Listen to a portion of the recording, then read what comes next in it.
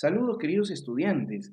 El día de hoy entramos justamente al último tema del primer bimestre, este sexto tema que habla sobre lo que sería la Revolución Rusa, importante después de la Primera Guerra Mundial que hemos estado trabajando.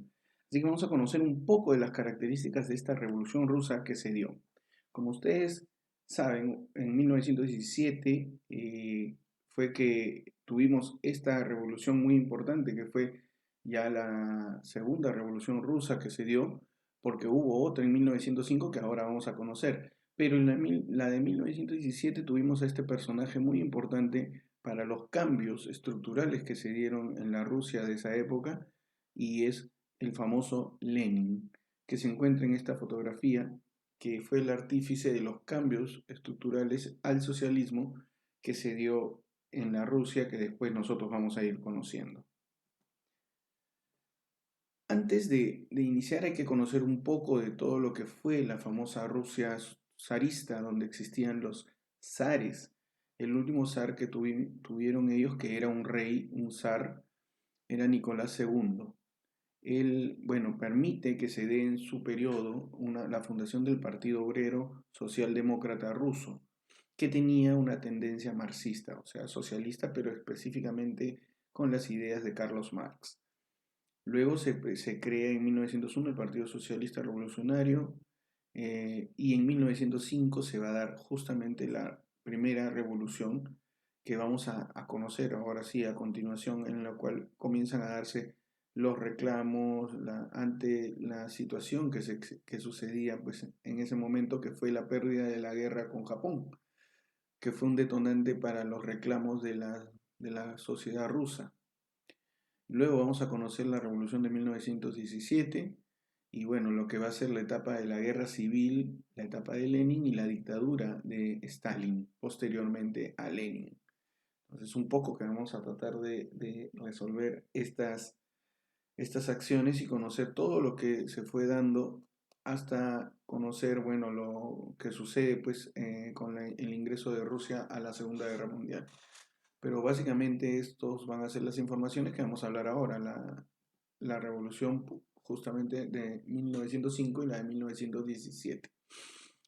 A comienzos del siglo XX, Rusia seguía siendo un gran imperio con varias naciones que estaban conglomeradas con ellos, espacios territoriales conquistados u obtenidos a través de diferentes tipos de procesos, muchos de ellos de guerra. Y Japón estaba en guerra por una zona especial con Rusia, que era la zona de la Manchuria y de Corea.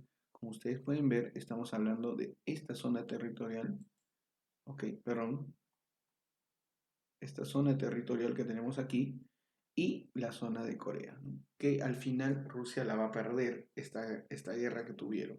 Eso genera que la Rusia que estaba gobernada por los Romanov, que eran los zares de Rusia, va a tener un declive muy fuerte. Este señor que ustedes ven acá es Nicolás II, justamente de la dinastía Romanov, ha sido el último zar que estuvo en Rusia. Bueno, él apoyaba a la diferente nobleza terrateniente, la burocracia, y como cualquier reinado que existía en Europa, Rusia tenía igual a sus zares, ¿no? Un poco de hablar de las fuerzas políticas que protagonizaron este proceso revolucionario. Podemos dividirla basado en las ideologías. Si era liberal, teníamos el Partido Constitucional Democrático, que estaba liderado por Miliukov; el socialista, que está basado en el social revolucionario de Chernov, y en el social moderado republicano de Kerensky, el cual va a asumir un tiempo determinado el gobierno del Estado hasta que es revocado justamente por los mencheviques y posteriormente los bolcheviques a través de Lenin, ¿no? Que son los socialdemócratas con filosofía marxista. La economía durante todo el siglo XX y finales del siglo XIX fue bastante agrícola. Hubo una débil industrialización en algunas zonas mineras y algunas ciudades, pero todo fue financiado por el Estado y un capital exterior, principalmente francés, para el desarrollo de este tipo de empresas. La revolución de 1905, acá vemos una una imagen importante de lo que se vio con todos los militares defendiendo justamente el palacio del rey, del zar, ¿ok? Pero las causas de esta revolución se deben a la gran crisis económica que se vivió justamente producto de haber gastado tanto dinero de la guerra contra Japón y la cual se perdió, ¿no? Que duró casi 2 años.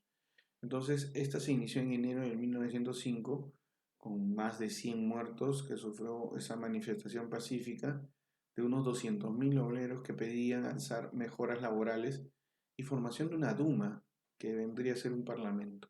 A esto se le llamó el Domingo Sangriento. La represión hizo que se incremente esta rebelión de los obreros que crearon los primeros soviets. Los soviets van a ser las asambleas de los trabajadores. Recuérdate, el Duma es el Congreso. Los soviets son los trabajadores, las asambleas de los trabajadores, haciendo que realicen una revuelta los campesinos, los partidos liberales. Había mucha insurrección de las personas de otras nacionalidades, etcétera, de personas que comenzaran a reclamar contra el zar por las acciones que estaba teniendo de gobierno.